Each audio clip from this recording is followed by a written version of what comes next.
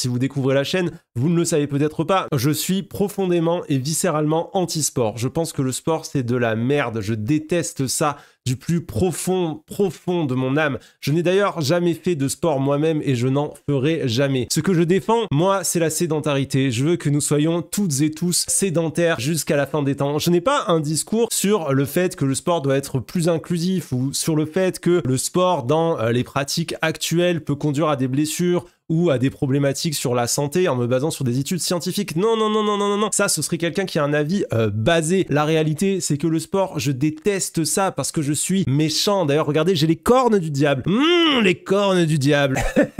Les gens qui découvrent le bail, c'est juste que, évidemment, alors moi, le sport, j'en fais depuis extrêmement longtemps. Je suis prof de boxe. J'ai fait du sport à assez haut niveau et du coup, j'ai un avis sur le sport, notamment sur les pratiques sportives, sur les problématiques qu'il peut y avoir dans les milieux du sport, notamment sur le dopage, sur les pratiques trop intensives, sur la culture sportive qui peut être extrêmement toxique. J'ai eu le malheur d'en parler sur internet et du coup on a fait de moi un anti-sport qui défend la sédentarité. Donc la toxicité du milieu sportif, de toute façon, laissez tomber quoi. Le mec lance de lui-même une rumeur, c'est plus drôle. C'est beaucoup plus drôle quand c'est moi qui les lance et qui vois ce qui se passe. Hein. Sur une idée de plusieurs personnes sur Insta qui m'ont dit mais vas-y Réac, t'as du sport. T'adores le sport, ça t'intéresse, t'as toujours des trucs à dire là-dessus, Réac, t'as du sport. Et je me suis dit mais vous savez ce qu'on va faire, on va faire une liste de sports complètement cons et on va se faire un react à ça. J'étais un peu parti dans une DA vraiment les sports cons quoi. Vous savez les sports, ces sports-là on veut pas les faire. On part déjà sur un banger. Les concours de baf, il y en a qui connaissent. Si vous connaissez pas, franchement, c'est un sport, tu comprends pas comment c'est monté à un niveau où il y a une scène professionnelle, où il y a des fédérations, où il y a une organisation internationale qui met de la tunasse. Ça n'a aucun sens. Allez, attention, la baffe, ça va partir. We got an extra catcher here, helping Forrest Griffin. 2. There we go. Takes it. Oh la vache. L'enfer. Oh l'enfer. En gros, il tape avec la pomme en tournant. Donc c'est exactement comme si c'était un concours de crochet dans la gueule. Hein. Il y a vraiment moyen de mettre quelqu'un complètement KO. Surtout que ce qui crée en général les KO ou les dommages d'ailleurs au niveau du cerveau, c'est la répétition de choc.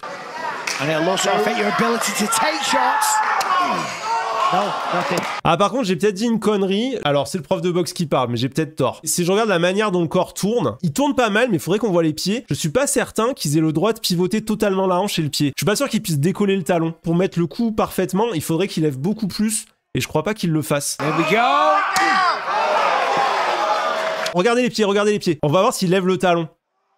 Non, vous voyez, il lève pas le talon. Du coup, il bloque le pivot de la hanche, donc il tape moins fort. S'il tapait en tournant le talon, surtout à des poids pareils, ce serait KO direct. Hein. Ah, il y a des points. Il y a des points. Ah non, mais c'est pas possible. Tu notes quoi, la qualité de la baffe? Mais soyez honnête. Vous imaginez être à la place du gars à attendre? Moi, je pense que la baffe, c'est pas le pire. Hein. Le pire, c'est t'es là et tu dois pas bouger. Et t'as un mec qui fait comme ça devant ta tête, là. 1, 2, et d'un coup, bam, il t'en met une. Mais moi, je pourrais pas, je pèterais un plomb, c'est un enfer. Je pense que c'est probablement des sports les plus cons que j'ai vus. Hein. Bon, allez, sport suivant. Au début, vous allez vous dire, non, mais ça va. Mais en vrai, non, ça va pas. Vraiment, là, ce qu'ils font, je comprends pas, mais vraiment, vraiment pas. Donc, c'est le Low Kick Championship. Donc, c'est un championnat de coups de tibia. Ils ont rien pour se protéger et ils se mettent des low kicks. Je peux vous assurer que des low kicks, ça fait très, très mal et ça laisse des bleus comme as sur ta jambe quand on prend un.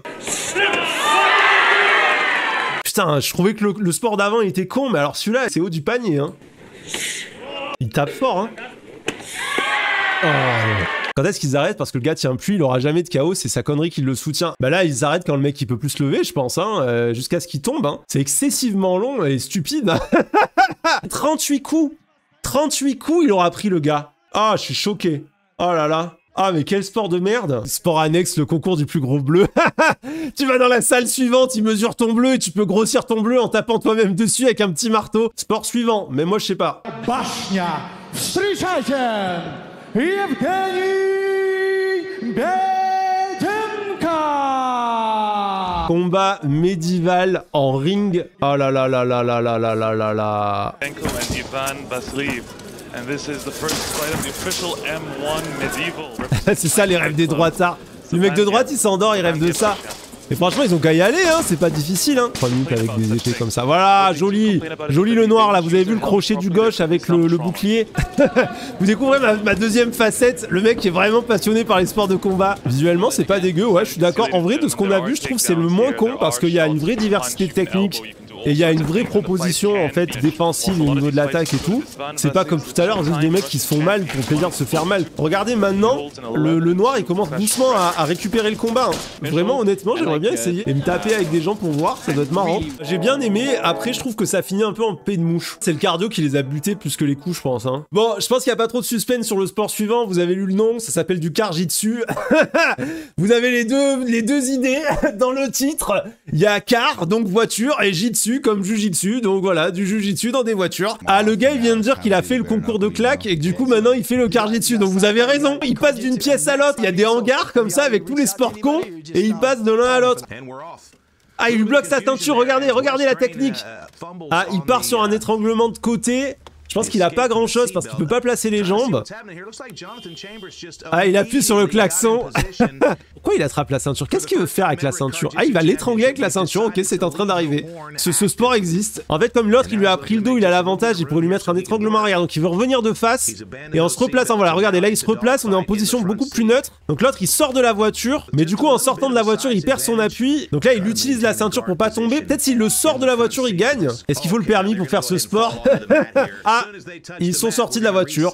Qu'est-ce qui se passe? Qu'est-ce qui se passe? Ah, il a le pied dans la voiture. Je comprends pas. Ils sont plus dans la voiture. Du coup, il faut qu'ils reviennent dans la voiture là. Il a gagné, il a perdu, il a tapé. Il y a des gens qui applaudissent. Il y a un public. C'est le public du slap machin. Ça n'a aucune praticité. Ça peut pas fonctionner.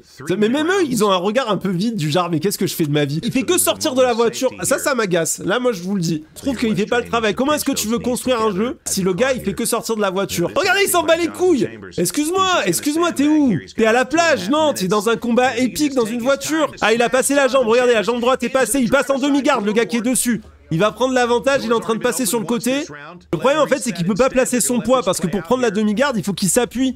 Et du coup là il peut pas s'appuyer. En fait ils peuvent pas tellement se soumettre parce qu'ils peuvent pas placer leur centre de gravité. Le jiu-jitsu brésilien c'est beaucoup fait sur le placement du poids du corps qui va permettre ensuite d'amener les clés. Je suis dans les transports en commun, j'ai coupé le visuel, c'est trop érotique.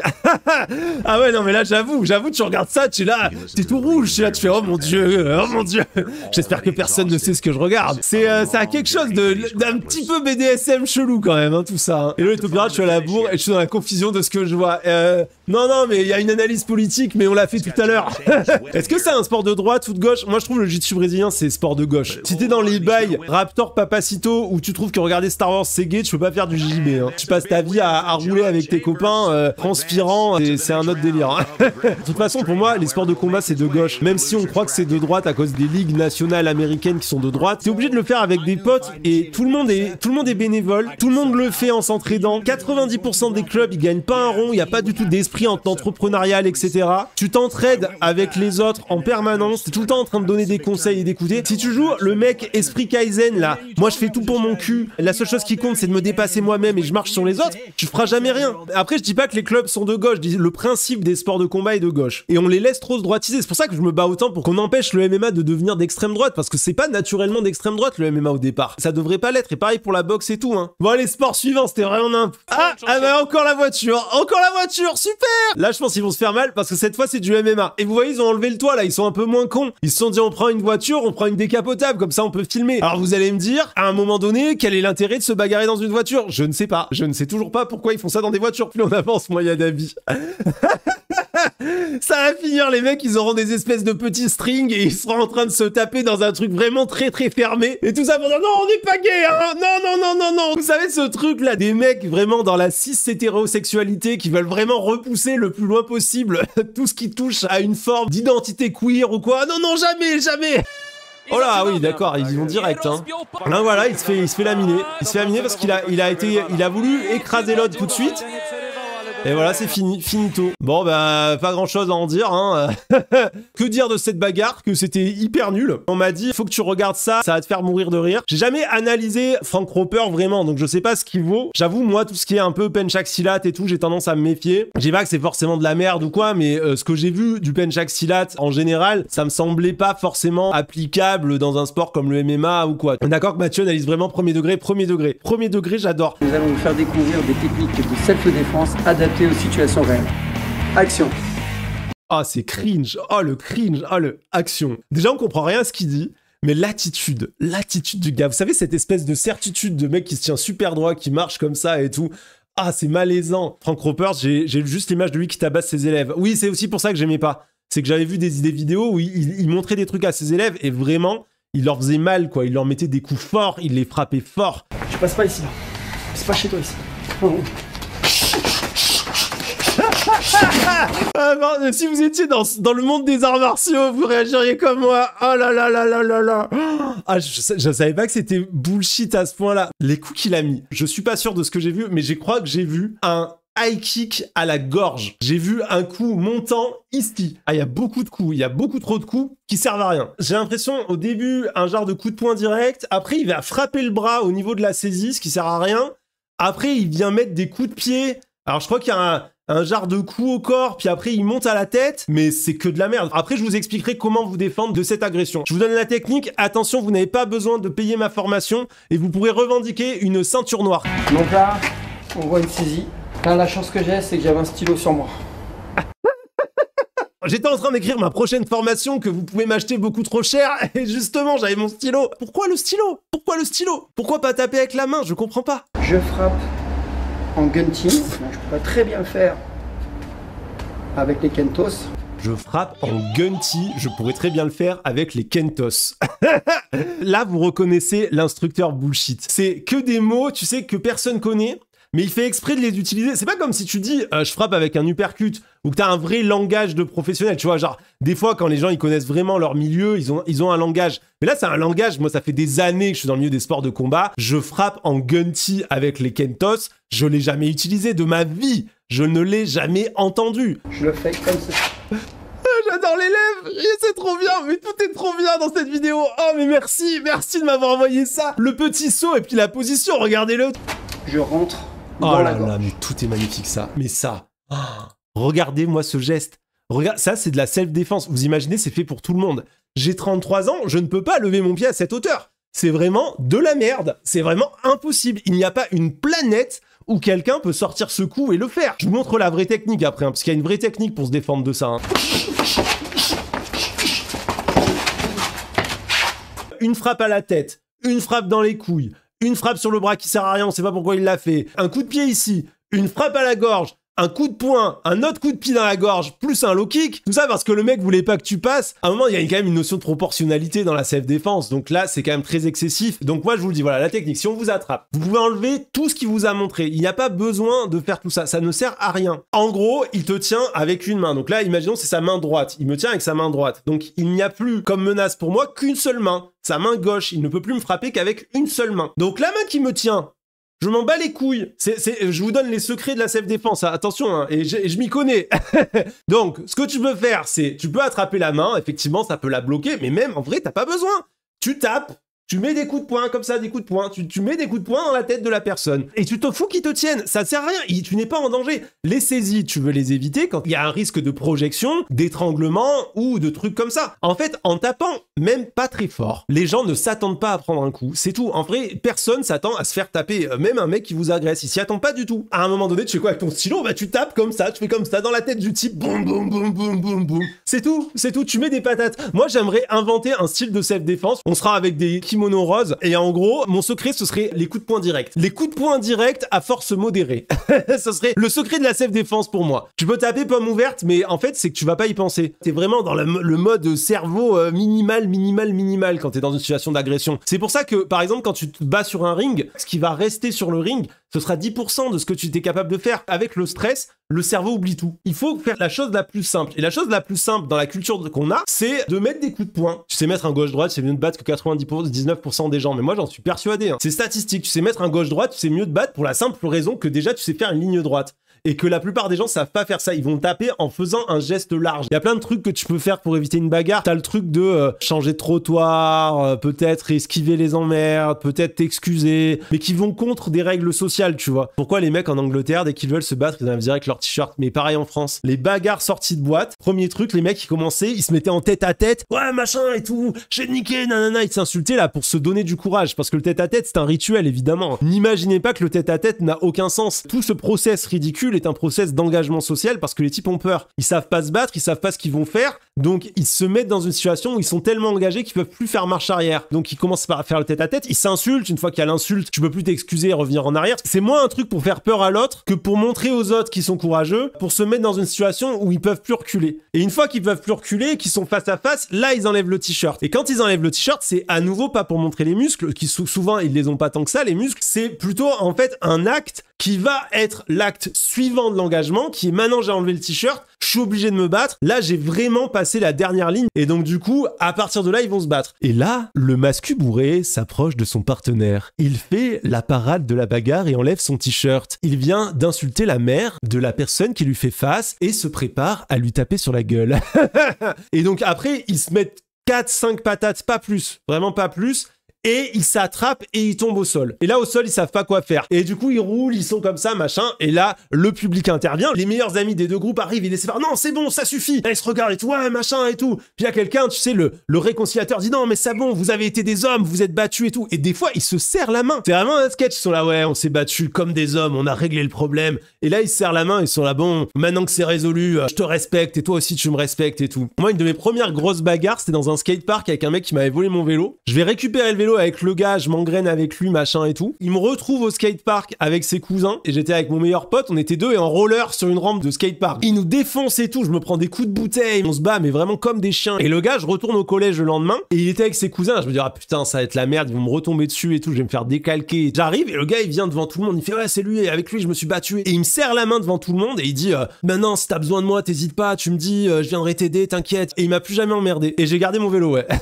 Ça, c'est que de la virilité, violence toxique. Ouais, mais c'est aussi une culture, c'est ça qu'il faut comprendre, c'est pas un ADN. Moi, ce que j'aime pas avec les discours sur la virilité toxique, c'est que souvent on réduit ça à c'est les mecs qui décident. Genre, ah ouais, les mecs, vous êtes trop dans la virilité toxique. Bah oui, c'est-à-dire que je suis totalement éduqué là-dedans. Maintenant, comment je sors de ça et comment je déconstruis mon regard sur ça? Comment je fais pour que les gamins qui ont grandi avec moi, ils portent pas cette connerie en eux? C'est difficile, c'est très difficile. Ah, ça a l'air drôle, ça. Autour du kung-fu et des arts martiaux, en Chine, il y a vraiment un truc qui s'est développé autour des gens qui disent qu'ils ont des espèces de pouvoirs. Ils disent qu'ils peuvent manipuler des énergies et faire tomber des mecs KO sans les toucher. Et il se trouve que ces gens, ils sont tellement sûrs d'eux, c'est tellement en mode dérive sectaire, que certains d'entre eux, ils acceptent de faire des vrais combats avec des vraies personnes. Donc là, ce que vous voyez, c'est pas un sketch, c'est un vrai dojo où les types, quand ils vont s'entraîner, ils font ça et ils pensent qu'ils ressentent l'énergie. Donc là, cette fois, ils ont accepté une vraie bagarre. Donc vous voyez, il y a le prof qu'on voyait tout à l'heure qui faisait tomber des gens KO sans les toucher. De l'autre côté, t'as un combattant qui combat. Après, tu sais pas, Mathieu, s'il faut, ils ont de véritables pouvoirs qu'ils ont appris à Poudlard. Ben justement, faut le tester. Si ça marche en vrai, ça marche. Ça veut dire, si ça marche, pourquoi ça marcherait pas dans une cage de MMA ?